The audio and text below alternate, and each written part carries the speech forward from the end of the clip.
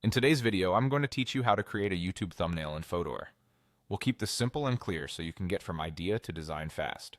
Start by opening your browser and heading to Fotor.com. Click the login button and choose the account you want to use. Once you're in, you'll land on your dashboard. At the top, look for the search bar and type YouTube thumbnail.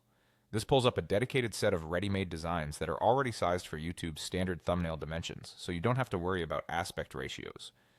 Take a moment to browse the templates. You'll see a wide range of styles, from bold, colorful layouts to clean, minimal designs.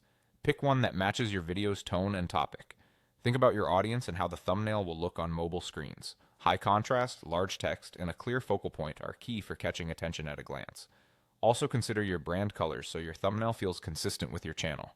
Once you've found a template you like, open it to start editing.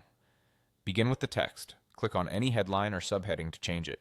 Keep your message short and impactful, typically just a few words that highlight the value of the video. Choose a font that's easy to read and increase the size if needed. Adjust the color to create strong contrast with the background. Darker text on a light background or bright text on a dark background is usually best. If the template includes effects like shadows or outlines, use them to improve legibility without overdoing it. Next, refine the branding. If the template includes a space for a logo, swap in your own and position it neatly in a corner. Keep it visible but not overpowering.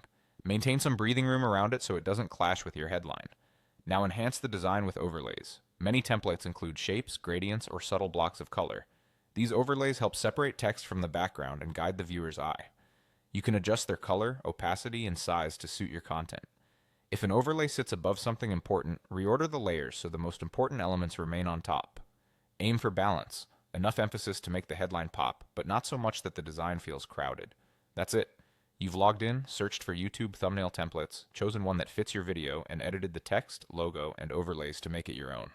Keep experimenting with styles and colors, and you'll quickly find a look that consistently stands out.